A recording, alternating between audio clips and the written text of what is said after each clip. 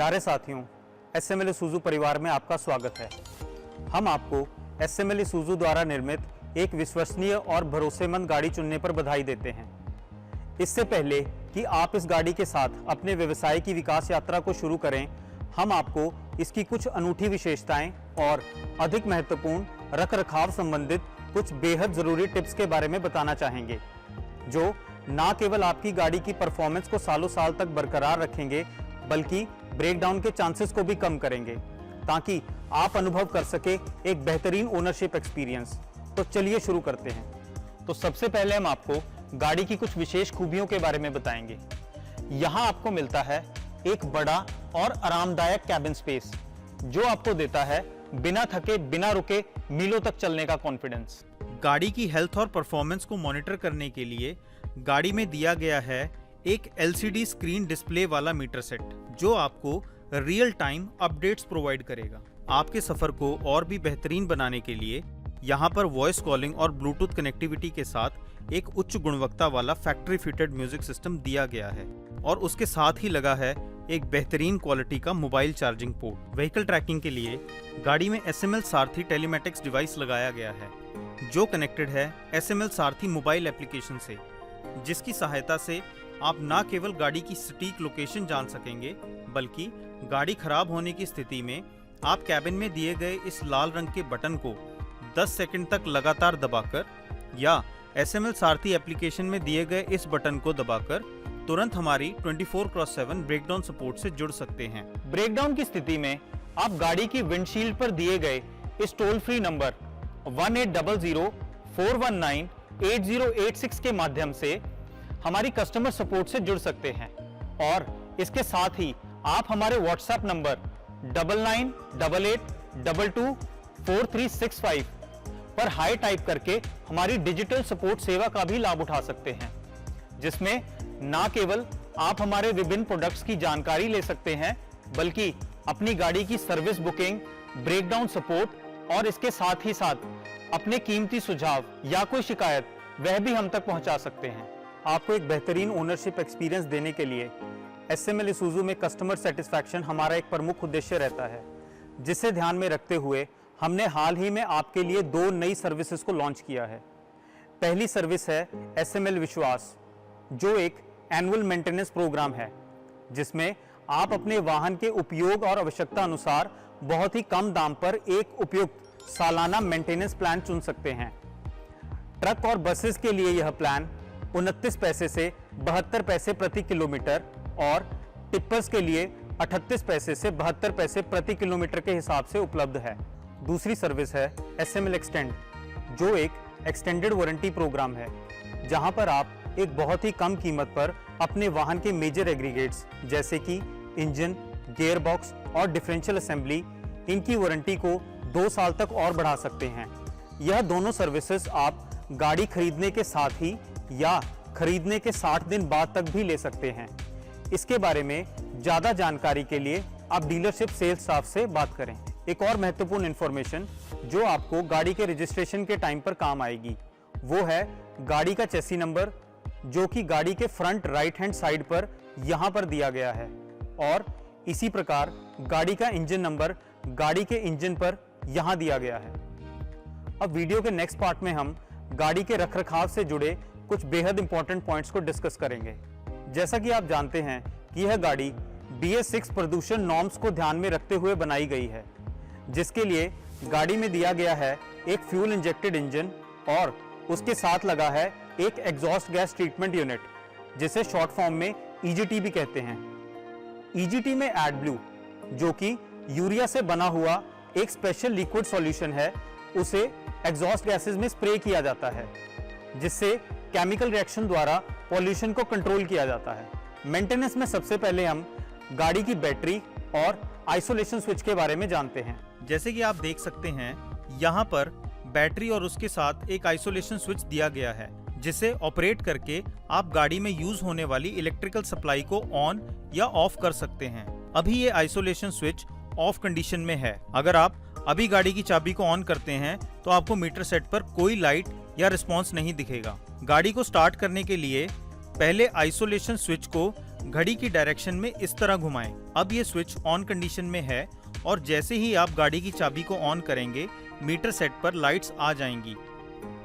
जब कभी भी आप अपनी ट्रिप को एंड करें उस समय बैटरी आइसोलेशन स्विच को ऑफ कर दें, जिससे गाड़ी की बैटरी लंबे समय खड़े होने के दौरान भी ड्रेन नहीं होगी। यहाँ पर आपको एक खास पॉइंट का ध्यान देना है कि गाड़ी के इग्निशन स्विच को ऑफ करने के 2 मिनट बाद ही आप बैटरी आइसोलेशन स्विच को बंद करें, क्योंकि गाड़ी के इलेक्ट्रॉनिक कंपोनेंट्स को ठीक से बंद होने के लिए मिनिमम 2 मिनट का समय चाहिए। आइसोलेशन स्विच के बाद अब हम गाड़ी में लगे हुए फ्यूजेस की लोकेशन को देखते हैं। जैसा कि आप जानते हैं कि गाड़ी में दिए गए फ्यूजेस किसी भी प्रकार के इलेक्ट्रिकल शॉर्ट सर्किट के दौरान होने वाले नुकसान से गाड़ी की रक्षा करते हैं। गाड़ी में फ्यूजेस 2 जगह पर दिए गए हैं। पहली लोकेशन स्टार्टर के पास यहाँ पर है। यहाँ आप देख सकते हैं कि ये 2 बड़े फ्यूजेस लगाए गए हैं। दूसरी लोकेशन गाड़ी के डैशबोर्ड में यहाँ पर है।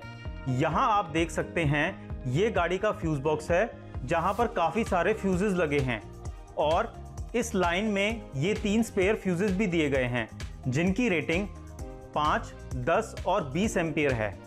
यहाँ स्टिकर पर फ्यूज की रेटिंग और उनके सर्किट्स की जानकारी दी गई है। तो आपको इस बात का खास ध्यान रखना है कि जब भी कोई फ्यूज जल जाए तो उसकी जगह बराबर रेटिंग का फ्यूज ही इस्तेमाल करें। अगर आप इसकी जगह ओवर रेटिंग का फ्यूज या इसी फ्यूज पर तार लपेटकर इस्तेमाल करेंगे तो इससे गाड़ी की वायरिंग हार्नेस जल सकती है। ऐसा करने पर गाड़ी की वारंटी भी नहीं मिलेगी। उदाहरण के लिए अगर 10 एम्पियर का फ्यूज जला है तो 10 एम्पियर का फ्यूज ही इस्तेमाल करें।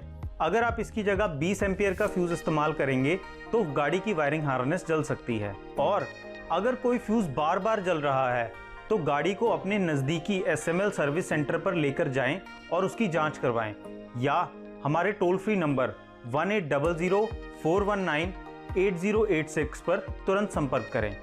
यहाँ पर आपको इस बात का खास ध्यान देना है कि ओवर रेटिंग का फ्यूज लगाना वायरिंग हार्नेस जलने का एक मेजर कारण है और इसको अगर टाइम से नहीं रोका जाए तो यह आग आपकी गाड़ी में भी फैल सकती है। ऐसी स्थिति आने पर आपकी सेफ्टी के लिए गाड़ी के कैबिन सीट के पीछे यह फायर एक्सटिंग्विशर दिया गया है। बसेस के केस में खासकर स्कूल बसेस में fire detection and suppression system लगाया गया है जो इंजन के पास आग को ऑटोमेटिकली डिटेक्ट करता है और उसे बुझाता भी है, जबकि नॉर्मल बसेस में यह सिस्टम सिर्फ आग को डिटेक्ट करके अलार्म के द्वारा ड्राइवर को अलर्ट करता है। इसके साथ साथ बसेस में फायर एक्सटिंग्विशिंग सिलेंडर दिए गए हैं जिन्हें यूज़ करना है।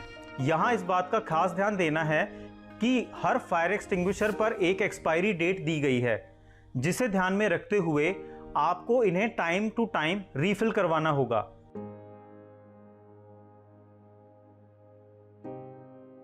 अब हम आपको गाड़ी में दिए गए कुछ एक्स्ट्रा कपलर्स के बारे में बताते हैं। जब कभी भी आपको गाड़ी में कोई भी एक्सेसरी जैसे कि ड्राइवर फैन, रूम लाइट या अन्य कोई भी डेकोरेटिव लाइट लगवानी हो तो इसके लिए कभी भी गाड़ी की मेन वायरिंग हार्नेस को ना काटें, क्योंकि ऐसा करने से गाड़ी के अन्य इलेक्ट्रिकल कंपोनेंट्स को भारी नुकसान पहुंच सकता है और ऐसा करने पर गाड़ी की वायरिंग हार्नेस की वारंटी भी खत्म हो जाएगी।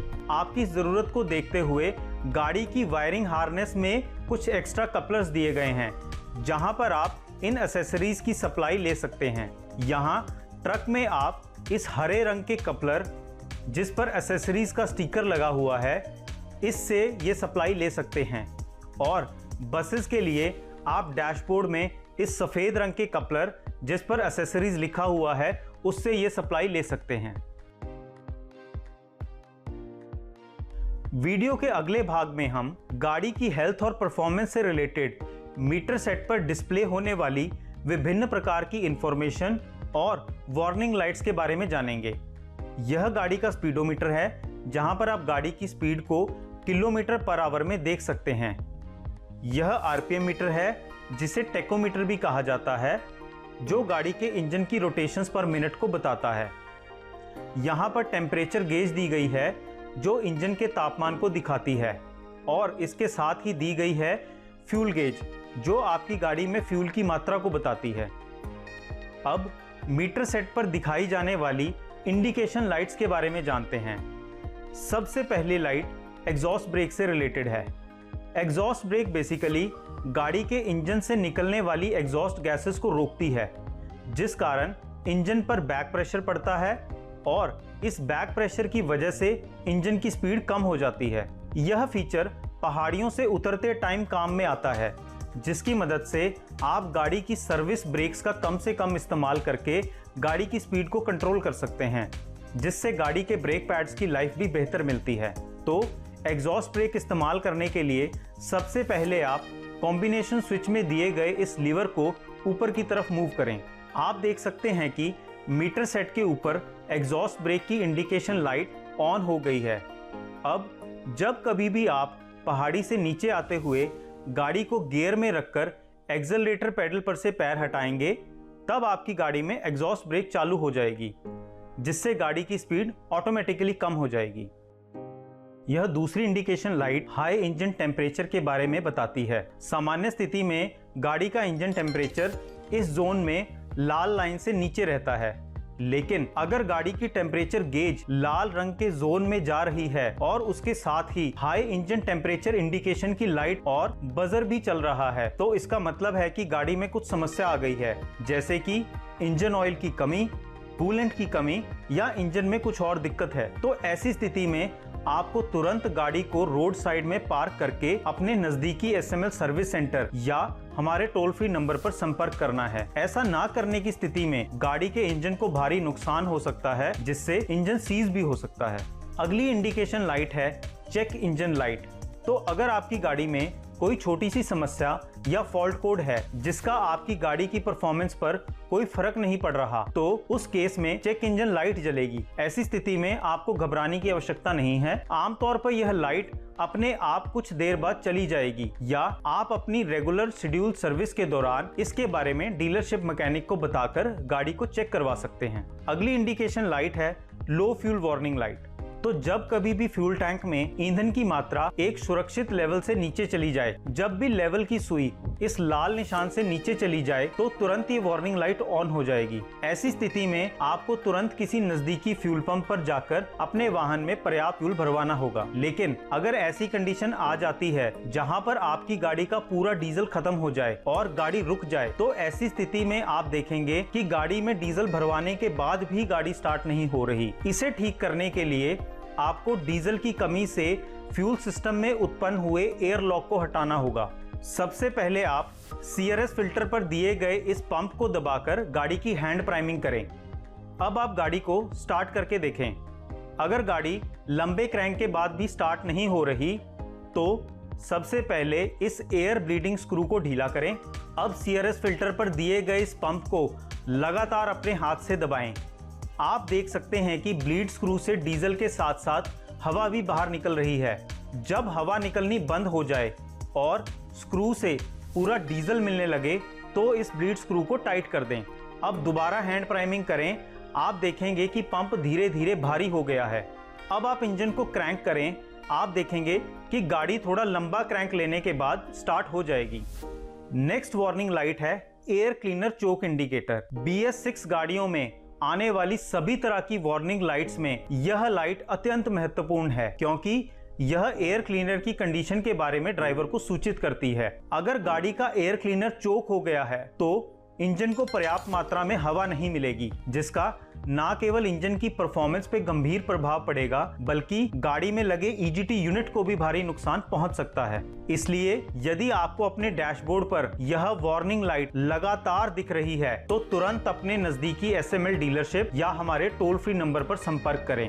यहाँ पर आप देख सकते हैं कि यह गाड़ी का एयर क्लीनर यूनिट है। इसका कवर खोलने पर आप देख पाएंगे कि यह फिल्टर 2 फिल्टर से मिलकर बना है। यह बाहरी यूनिट प्राइमरी फिल्टर है और इसके अंदर यह सेकेंडरी फिल्टर है। सामान्य सड़क और धूल की स्थिति में प्राइमरी फिल्टर को हर 40,000 किलोमीटर के बाद बदलवाना जरूरी है और सेकेंडरी फिल्टर को 3 गुना चलने के बाद यानी 1,20,000 किलोमीटर पर बदलवाना जरूरी है। लेकिन अगर गाड़ी भारी धूल भरे क्षेत्र में चलती है, तो ऐसी स्थिति में एयर क्लीनर जल्दी चोक होगा। ऐसे में जब भी आपको मीटर सेट पर चोक इंडिकेटर वार्निंग लाइट दिखाई दे, चाहिए तो तुरंत नजदीकी SML डीलरशिप में जाके प्राइमरी फिल्टर को चेंज करवाएं और प्राइमरी फिल्टर के हर तीसरे बदलाव के साथ सेकेंडरी फिल्टर को भी चेंज करवाएं। अगली वार्निंग लाइट रेडिएटर के अंदर कूलेंट लेवल से संबंधित है। इस लाइट के बारे में अधिक जानने से पहले आइए हम गाड़ी के कूलेंट फ्लो के बारे में जान लेते हैं। यह गाड़ी का रेडिएटर है और यहाँ पर सब टैंक लगा हुआ है। यहाँ आप देख सकते हैं कि सब टैंक कूलेंट से भरा है और इस पे मिनिमम एंड मैक्सिमम लेवल को दिखाया गया है। आमतौर पर सब टैंक में कूलेंट का लेवल मिनिमम और मैक्सिमम लेवल के बीच में रहना चाहिए। यदि रेडिएटर में कूलेंट का लेवल कम हो जाए तो सब टैंक में भरा हुआ कूलेंट रेडिएटर में चला जाता है। पुराने वाहनों में संभावना है कि सब टैंक से सक्शन बंद हो जाए, तो इस स्थिति में हमेशा रेडिएटर कैप को हटाकर कूलेंट लेवल की जांच करें। यहाँ आपको इस बात का खास ध्यान देना है कि रेडिएटर कैप को खोलने से पहले गाड़ी को कूल डाउन स्थिति में आने दें, नहीं तो रेडिएटर में अधिक प्रेशर होने के कारण गर्म कूलेंट एकदम बाहर निकल सकता है, जो कि गंभीर चोट का कारण भी बन सकता है। अगर मीटर सेट पर कूलेंट लेवल की लाइट आ रही है तो आप सब टैंक को SML इसूजू द्वारा रिकमेंडेड जेन्युइन कूलेंट द्वारा ही फिलअप करें। कृपया यह भी सुनिश्चित करें कि रेडिएटर कैप में दी गई रबर सील मौजूद रहे और उसे हटाया नहीं जाना चाहिए, क्योंकि ऐसा करने से सब टैंक से कूलेंट की सक्शन बंद हो जाएगी। यह अगली warning light engine oil pressure से संबंधित है। यह लाइट इंजन में लुब्रिकेशन ऑयल के प्रेशर की कमी के बारे में बताएगी। सामान्य स्थिति में जब आप इग्निशन ऑन करेंगे तो मीटर सेट पर यह चेक लाइट ऑन हो जाएगी और इंजन के स्टार्ट होते ही सिस्टम में ऑयल का प्रेशर बनने पर यह लाइट ऑटोमेटिकली बंद हो जाएगी। यदि यह वार्निंग लाइट इंजन स्टार्ट होने की स्थिति में भी जलती रहे या चलती गाड़ी में आ जाए तो इसका मतलब है कि गाड़ी में पर्याप्त इंजन ऑयल प्रेशर नहीं बन पा रहा और ऐसी स्थिति में गाड़ी को साइड में लगाकर इंजन को बंद कर दें। अब डिपस्टिक के माध्यम से इंजन ऑयल के लेवल की जांच करें। यदि ऑयल का लेवल निर्धारित मात्रा से कम है और आपको कोई बाहरी लीकेज भी नहीं नजर आ रही तो इस केस में आप इंजन को SML द्वारा रिकमेंडेड इंजन ऑयल के साथ टॉप अप करें या हमारे toll free customer care number के माध्यम से तुरंत किसी नजदीकी SML सर्विस सेंटर से जुड़ें। हफ्ते में एक बार इंजन ऑयल के लेवल की जांच जरूर करें। ऐसा करने के लिए गाड़ी को किसी समतल जगह पर खड़ा कर दें और गाड़ी को थोड़ी देर तक ठंडा होने दें ताकि सारा इंजन ऑयल संप में इकट्ठा हो जाए। अब डिपस्टिक को बाहर निकालें और एक साफ कपड़े से इसे साफ करें। डिपस्टिक को वापस इंजन में डालें और दोबारा बाहर निकालें। अगर ऑयल का लेवल L और F के बीच में है तो यह ओके कंडीशन है। अगर लेवल L से नीचे चला गया है तो गाड़ी में इंजन ऑयल टॉप अप करें और अगर लेवल F से ऊपर चला गया है तो इस कंडीशन में तुरंत कस्टमर केयर नंबर या नजदीकी सर्विस सेंटर से संपर्क करें। जैसा कि आप जानते हैं कि इंजन ऑयल का उपयोग इंजन के पार्ट्स को लुब्रिकेट करने के लिए किया जाता है ताकि उन्हें रूटीन में होने वाले वेयर एंड टेयर से बचाया जा सके। इंजन के चलने के साथ साथ धीरे धीरे इस ऑयल की लुब्रिकेशन प्रॉपर्टी भी खत्म हो जाती है। इसलिए ओनर मैनुअल में दिए गए सर्विस शेड्यूल के हिसाब से इंजन ऑयल को समय समय पर बदलवाते रहें। डीजल ट्रक्स और बसेस के लिए यह चेंज इंटरवल 40,000 किलोमीटर्स या 1 साल जो भी पहले आ जाए और डीजल टिप्पर और सभी प्रकार की CNG गाड़ियों के लिए यह इंटरवल 20,000 किलोमीटर या 1 वर्ष जो भी पहले आ जाए है। अगली warning light engine oil filter से संबंधित है। गाड़ी में इंजन ऑयल को फिल्टर करने के लिए कॉम्बी ऑयल फिल्टर दिया गया है। यहाँ आप इंजन ऑयल फिल्टर को देख सकते हैं। यदि यह फिल्टर चोक हो जाए तो अनफिल्टर्ड ऑयल सिस्टम में प्रवेश करना शुरू कर देगा, जिस कारण इंजन का वेयर एंड टेयर बढ़ेगा। इसे रोकने के लिए मीटर सेट पर यह वार्निंग लाइट दी गई है। तो जब भी मीटर सेट पर यह वार्निंग लाइट दिखाई दे तो आप समझ जाएं कि ऑयल फिल्टर चोक हो गया है और तुरंत नजदीकी SML सर्विस सेंटर से संपर्क करें। गाड़ी के सामान्य ऑपरेशन के चलते इस फिल्टर को हर 40,000 किलोमीटर के बाद चेंज करवाना आवश्यक है, लेकिन अगर इससे पहले फिल्टर चोक इंडिकेटर की वार्निंग लाइट आ जाए तो तुरंत नजदीकी डीलर से संपर्क करें और गाड़ी को चेक करवाएं। अगला वार्निंग लैंप है OBD लैंप। सामान्य स्थिति में जब भी आप गाड़ी का इग्निशन ऑन करेंगे तो मीटर सेट पर यह चेक लाइट ऑन होगी और इंजन के स्टार्ट होते ही यह लाइट ऑफ हो जाएगी। लेकिन अगर इंजन स्टार्ट होने के बाद भी यह वार्निंग लाइट जलती रहे या चलती गाड़ी में यह लाइट आ जाए तो इसका मतलब है कि गाड़ी में कोई समस्या आ गई है। अगर यह लैंप 2-3 ट्रिप के बाद भी लगातार जल रहा है और इसके साथ ही आपको मीटर सेट LCD पर कुछ फॉल्ट कोड भी लिखे हुए नजर आ रहे हैं तो इस स्थिति में गाड़ी को नजदीकी SML सर्विस सेंटर पर चेक कराना आवश्यक हो जाता है। ऐसा ना करने की स्थिति में गाड़ी की परफॉर्मेंस पर प्रभाव पड़ेगा और ऐसा भी हो सकता है कि फॉल्ट कोड आने के कारण गाड़ी में लिम्प होम मोड एक्टिव हो जाए, यानी गाड़ी की रफ्तार 20 किलोमीटर प्रति घंटे पर रिस्ट्रिक्ट हो जाए। जैसा आप यहाँ देख सकते हैं कि गाड़ी स्टार्ट होने की स्थिति में यह OBD लैंप लगातार जल रहा है और साथ ही मीटर सेट पर फॉल्ट कोड P0122 भी नजर आ रहा है। इसका मतलब है कि गाड़ी में कुछ समस्या है जिसे तुरंत ही SML सर्विस सेंटर पर चेक करवाना होगा।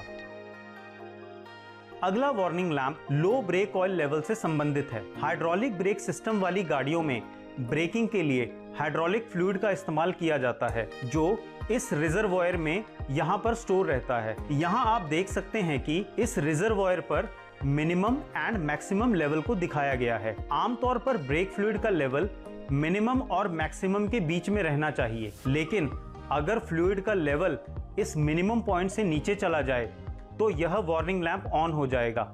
इस स्थिति में गाड़ी की ब्रेकिंग परफॉर्मेंस पर गहरा प्रभाव पड़ेगा जो कि एक्सीडेंट का कारण भी बन सकती हैं। इसलिए आपको नियमित रूप से ब्रेक फ्लूइड लेवल की जांच करते रहना चाहिए और फ्लूइड लेवल कम होने की स्थिति में इसे SML Isuzu द्वारा रिकमेंडेड .4 ब्रेक फ्लूइड से ही टॉप अप करें। एयर ब्रेक गाड़ियों में यह वार्निंग लैंप ब्रेकिंग सिस्टम में एयर प्रेशर की मात्रा कम होने की स्थिति में ऑन होगा और जैसे ही सिस्टम में पर्याप्त प्रेशर बन जाएगा यह ऑटोमेटिकली ऑफ हो जाएगा। अगली वार्निंग लाइट है बैटरी चार्ज इंडिकेशन, जो कि ऑल्टरनेटर से बैटरी चार्ज ना होने की कंडीशन में परमानेंटली ऑन हो जाएगी।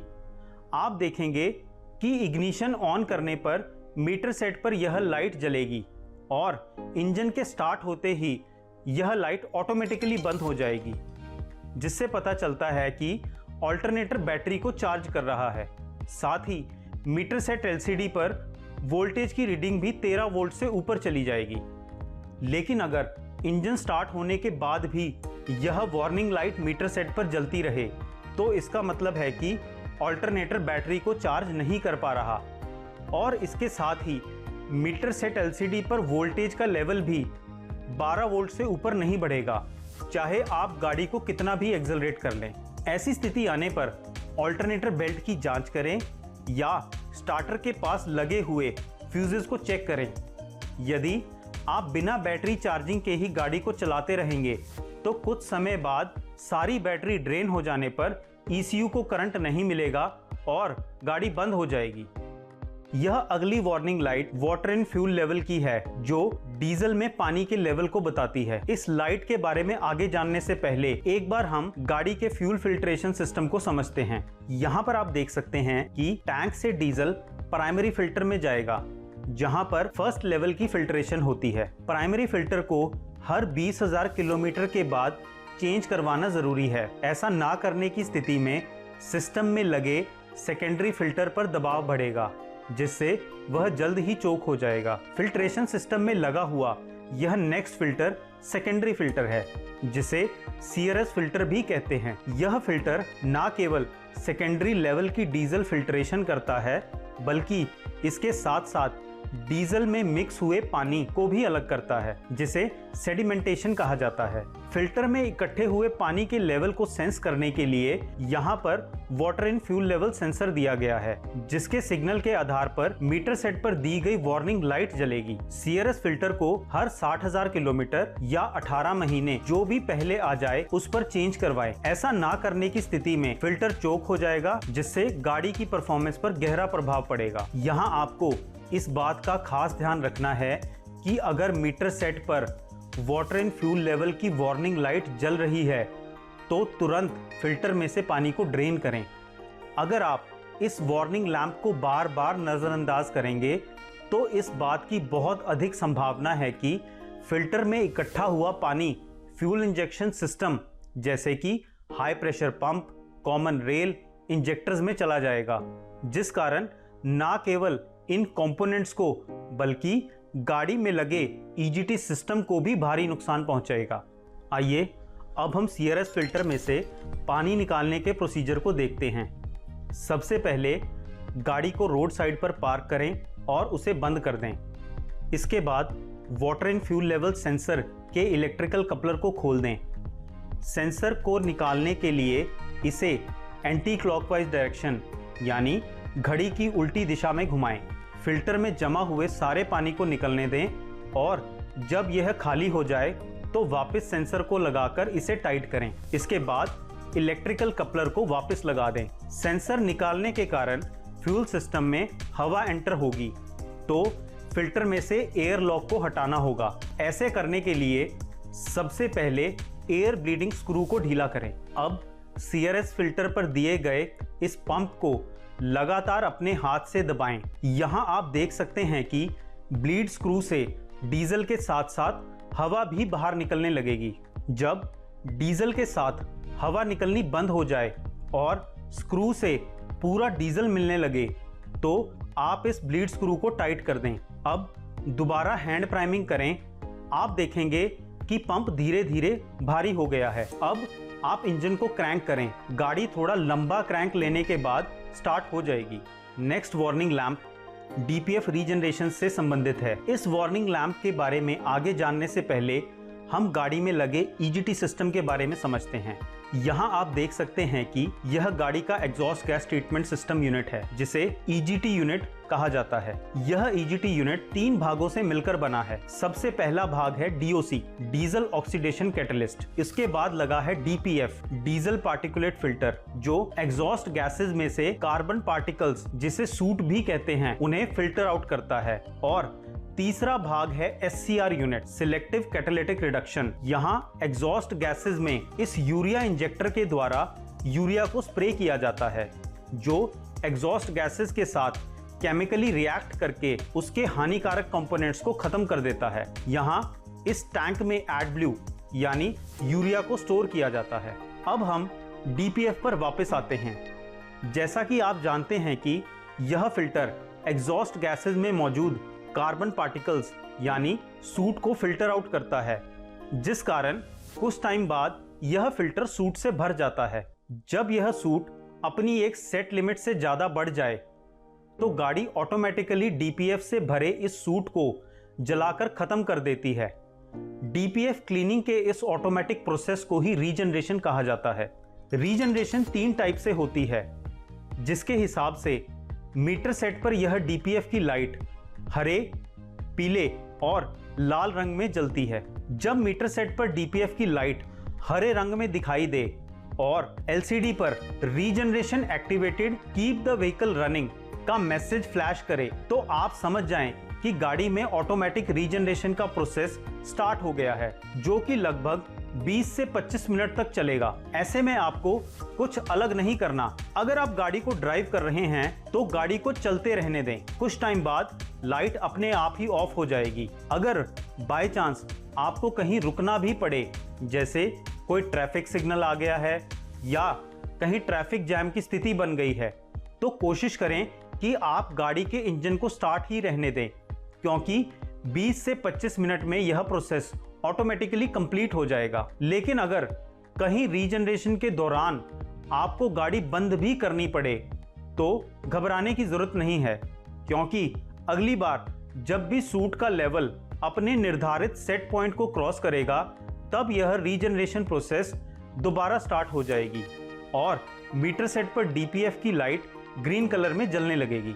अब हम डीपीएफ की लाइट का सेकंड टाइप, जो कि पीला कलर है, उसे समझते हैं। तो अगर डीपीएफ की यह लाइट पीले रंग में जलने लग जाए और मीटर सेट एलसीडी पर regeneration needed, park the vehicle in idle का मैसेज फ्लैश हो, तो यह बताता है कि गाड़ी में होने वाली ऑटोमेटिक रीजनरेशन सूट को खत्म नहीं कर पाई है और अब गाड़ी में पार्क रीजनरेशन की जरूरत है। पार्क रीजनरेशन करने के लिए गाड़ी को एक सुरक्षित स्थान पर पार्क कर दें। इंजन को स्टार्ट करें, गियर लीवर को न्यूट्रल पोजीशन में लाएं और पार्क ब्रेक लगा दें। इंजन स्टार्ट होने के लगभग 1 मिनट के बाद मीटर सेट पर दिए गए इस सेट बटन को दबाकर रखें। आप देखेंगे कि लगभग 5 सेकंड के बाद गाड़ी के आरपीएम ऑटोमेटिकली 2000 तक बढ़ जाएंगे। अब सेट बटन को छोड़ दें। कुछ टाइम बाद डीपीएफ की लाइट का कलर भी अपने आप येलो से ग्रीन हो जाएगा। यह प्रोसेस लगभग 20 से 25 मिनट तक चलेगा। उसके बाद गाड़ी अपने आप आइडलिंग पर आ जाएगी और डीपीएफ की लाइट भी बंद हो जाएगी, जिससे पता चलता है कि गाड़ी में रीजनरेशन प्रोसेस सक्सेसफुली कंप्लीट हो चुकी है। पार्क रीजनरेशन के टाइम आपको कुछ चीजों का बहुत खास ध्यान देना है, जैसे कि जब रीजनरेशन चल रही हो तो एक्सेलेरेटर पेडल, क्लच पेडल या ब्रेक पेडल इनमें से किसी को भी ना दबाएं, क्योंकि ऐसा करने पर तुरंत ही रीजनरेशन बंद हो जाएगी। रीजनरेशन के टाइम निकलने वाली एग्जॉस्ट गैसेस का टेम्परेचर 500 से 600 डिग्री सेल्सियस के बीच में रहता है। इसलिए आप सुनिश्चित करें कि कोई भी ज्वलनशील पदार्थ जैसे कि सूखे पत्ते, कागज का scrap, grease drum, oil drum आदि गाड़ी के आसपास ना हो। अब तीसरे टाइप में डीपीएफ की लाइट रेड कलर में भी जल सकती है। तो यदि आप येलो रीजनरेशन लाइट को अनदेखा कर देते हैं तो गाड़ी में सूट बढ़ने के कारण कुछ टाइम बाद डीपीएफ की यह लाइट लाल रंग में जलने लग जाएगी और स्क्रीन पर regeneration needed urgently go to dealer message flash होगा, जो इंडिकेट करता है कि गाड़ी में सूट का लेवल बहुत ज्यादा हो गया है और रीजनरेशन की सख्त आवश्यकता है।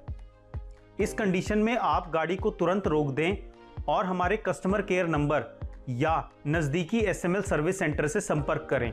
रेड रीजनरेशन लाइट को कभी भी नज़रअंदाज ना करें। ऐसा करने से कुछ समय बाद गाड़ी क्रीप मोड में चली जाएगी और आरपीएम 1500 से ऊपर नहीं बढ़ेंगे। इसके साथ साथ गाड़ी में लगे डीपीएफ को भी भारी नुकसान पहुंच सकता है। अब बढ़ते हैं मीटर सेट पर दी गई अगली लाइट, जो कि नॉक्स लाइट है। मीटर सेट पर दी गई यह आखिरी लेकिन सबसे महत्वपूर्ण वार्निंग लाइट है, जिसे विशेष रूप से BS6 गाड़ियों में दिया गया है। अगर आपकी गाड़ी में कोई भी ऐसा फॉल्ट आ जाए जिससे गाड़ी के एग्जॉस्ट में हानिकारक कंपोनेंट्स आने लग जाएं, तो यह लैंप ऑन हो जाएगा और साथ ही LCD पर वार्निंग का साइन भी फ्लैश होगा। इस स्थिति में आपको तुरंत अपने नज़दीकी SML डीलरशिप या कस्टमर केयर नंबर से संपर्क करना होगा, क्योंकि ऐसा ना करने की स्थिति में गवर्नमेंट रूल्स के हिसाब से अगले 20 घंटे के अंदर गाड़ी ऑटोमेटिकली क्रीप मोड में चली जाएगी, यानी गाड़ी की स्पीड 20 किलोमीटर प्रति घंटे की रफ्तार से ज़्यादा नहीं बढ़ेगी। अब वीडियो में आगे बढ़ते हुए हम गाड़ी की हेल्थ और परफॉर्मेंस से रिलेटेड मीटर सेट LCD पर डिस्प्ले होने वाली इंपॉर्टेंट इंफॉर्मेशन के बारे में बताते हैं। तो आइए जल्दी से इस इंफॉर्मेशन पर एक नजर डालते हैं। यहाँ सबसे पहले आपको एक डिजिटल क्लॉक दी गई है। उसके बाद यहाँ पर आपको एटमॉस्फेरिक एयर टेम्परेचर दिखाया गया है। यह ओडोमीटर रीडिंग है, जिससे पता चलता है कि आपकी गाड़ी कितने किलोमीटर चल चुकी है। यहाँ पर एडब्लू से रिलेटेड बहुत ही इंपॉर्टेंट इंफॉर्मेशन, जो कि गाड़ी के एडब्लू टैंक में एडब्लू के लेवल इसकी गेज दी गई है। जैसा कि हम पहले भी देख चुके हैं कि गाड़ी में एडब्लू टैंक लगा है, जिसमें यूरिया को स्टोर करके रखा जाता है। गाड़ी में यूरिया की खपत कुल डीजल की खपत का लगभग 4 से 5% रहता है, जिसका मतलब है कि यदि गाड़ी में 100 लीटर डीजल की खपत हुई है तो इसके साथ साथ 4 से 5 लीटर यूरिया भी लग जाएगा। एडब्लू टैंक में तकरीबन 14 लीटर एडब्लू रिफिल हो जाता है। LCD पर हमें एडब्लू लेवल की 8 बार्स दिखाई देती हैं। इन बार्स के कम होने पर आप एडब्लू टैंक को जब चाहे रिफिल कर सकते हैं। अगर LCD पर एडब्लू की 2 बार्स दिखाई दे रही हैं तो आप पूरी 10 लीटर की बकेट भी इसमें डाल सकते हैं। लेकिन जब LCD पर एडब्लू का केवल 1 बार रह जाए और वह ब्लिंक करने के साथ साथ आपको मीटर सेट से बीप की साउंड भी आने लगे, तो ऐसे में आपको तुरंत एडब्लू टॉप अप करने की आवश्यकता है। ऐसा ना करने की स्थिति में गाड़ी ऑटोमेटिकली क्रीप मोड में चली जाएगी, यानी गाड़ी की स्पीड 20 किलोमीटर प्रति घंटे पर लिमिट हो जाएगी। आप कोशिश करें कि ऐसी स्थिति कभी ना आए, लेकिन अगर ऐसी स्थिति आ भी जाए जहां गाड़ी में पूरा एडब्ल्यू खत्म हो गया है और गाड़ी 20 किलोमीटर प्रति घंटे की स्पीड पर आ गई है, तो ऐसे में जब भी आप गाड़ी में दोबारा एडब्ल्यू को टॉप अप करेंगे तो ऑटोमेटिकली ये स्पीड रिस्ट्रिक्शन हट जाएगी और आपकी गाड़ी नॉर्मली चल पाएगी। दोस्तों, जैसा कि आप जानते हैं, BS6 टेक्नोलॉजी अभी कुछ समय पहले ही सन 2020 से भारत में आई है। इन 2 सालों में एडब्ल्यू से संबंधित हमारे बहुत से अनुभव रहे हैं जो हम आपको बताना चाहेंगे और हम आशा करते हैं कि आप इन अनुभवों से सीख लेकर अपनी गाड़ी से और भी बेहतरीन परफॉर्मेंस ले पाएंगे। तो सबसे पहले आप ध्यान रखें कि आपको हमेशा अपनी गाड़ी के लिए SML Isuzu द्वारा रिकमेंडेड एडब्ल्यू का ही उपयोग करना है। यह एडब्ल्यू आप 10 लीटर पैकिंग की बकेट में हमारी डीलरशिप से खरीद कर ले जाएं और हमेशा अपने पास 1 से 2 बकेट एडब्ल्यू को स्टोर करके रखें। इसके अलावा यदि आप लोकल मेक या नॉन रिकमेंडेड एडब्ल्यू का इस्तेमाल करते हैं तो आपकी गाड़ी में EGT से संबंधित बहुत तरह की समस्याएं आ सकती हैं और इससे गाड़ी की वारंटी भी खत्म हो जाएगी। नॉन रिकमेंडेड एडब्ल्यू डालने से आपकी गाड़ी से निकलने वाले एग्जॉस्ट में नॉक्स की मात्रा अधिक होने के कारण गाड़ी ऑटोमेटिकली क्रीप मोड में जा सकती है, जिससे गाड़ी की स्पीड 20 किलोमीटर प्रति घंटा से ऊपर नहीं जाएगी। इसके अलावा EGT सिस्टम में यूरिया का जमना या सिस्टम में लगे महंगे सेंसर्स का खराब होना, इस तरह की प्रॉब्लम्स भी आ सकती हैं। दूसरा अनुभव जो हमने देखा है कि कई बार डीजल भरवाते समय पंप ऑपरेटर की लापरवाही से वह एडब्ल्यू टैंक में डीजल भर देता है, जिससे टैंक में लगे सप्लाई पंप को भारी नुकसान पहुंचता है। तो जब कभी भी आपको टैंक में एडब्ल्यू रिफिल करना है, हमेशा नई फनल का इस्तेमाल करें। डस्ट लगी हुई फनल या वो फनल जिसे डीजल या इंजन ऑयल डालने के लिए इस्तेमाल किया गया है, ऐसी फनल का इस्तेमाल ना करें। ऐसा करने से टैंक में लगे पंप को भारी नुकसान पहुंच सकता है। यहाँ पर आप इस नई एडब्ल्यू बकेट को देख सकते हैं जिस पर SML का लोगो बना हुआ है। बकेट के ऊपर cut to seal open spot लिखा हुआ है। यहाँ से आप इसको कट करें और कट करने के बाद आप इस स्पाउट को बाहर की तरफ इस तरह खींचें। बकेट के साथ दी गई इस फनल को पैकेट से बाहर निकाल लें और स्पाउट पर अटैच कर दें। अब आप अपनी गाड़ी में यह एडब्ल्यू रिफिल कर सकते हैं। रीफिलिंग के बाद बकेट में कुछ एडब्ल्यू बच गया है तो उसे प्रॉपर ढक्कन के साथ सील करके वापस रख दें।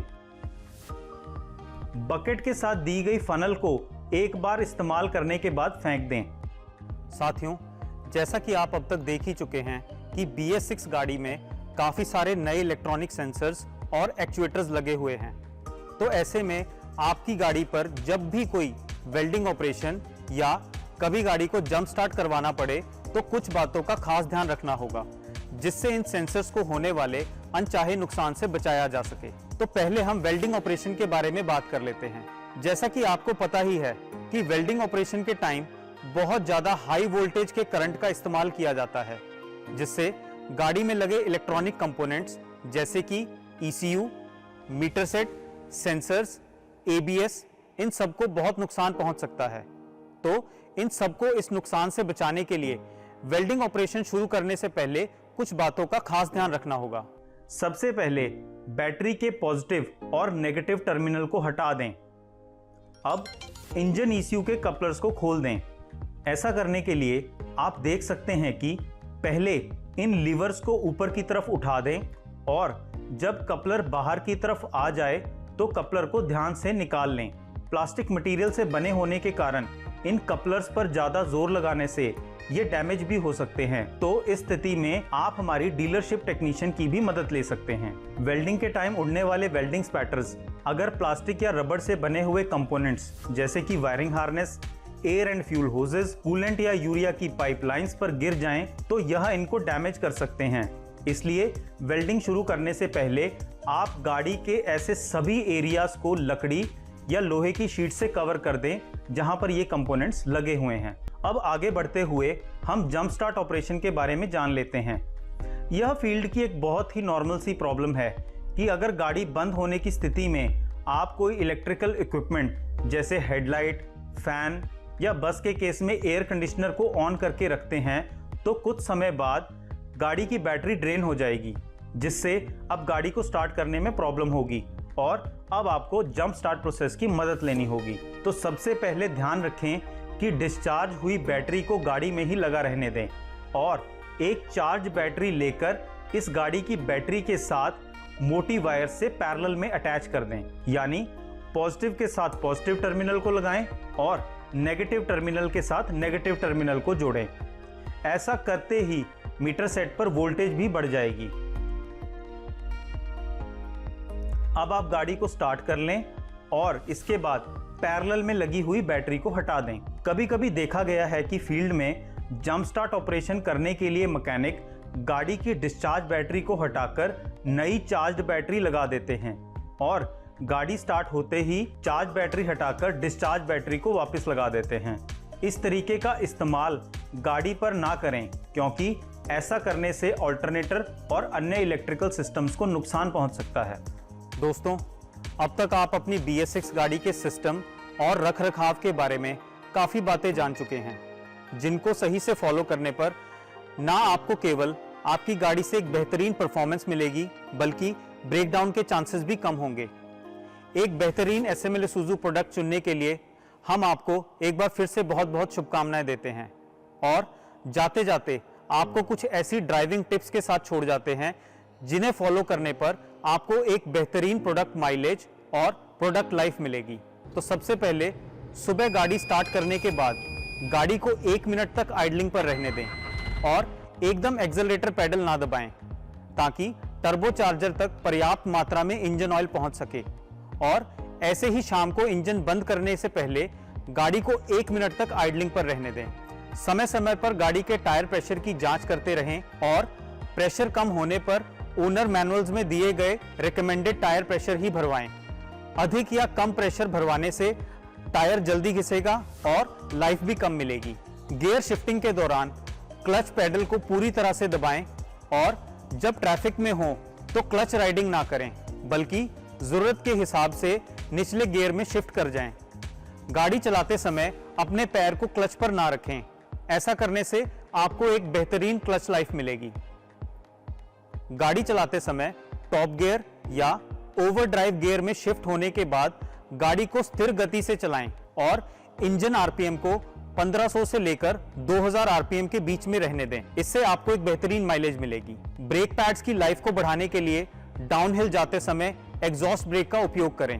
और हाँ, आपकी सेफ्टी के लिए गाड़ी चलाते समय मोबाइल फोन का उपयोग ना करें और हमेशा सीट बेल्ट लगाकर रखें।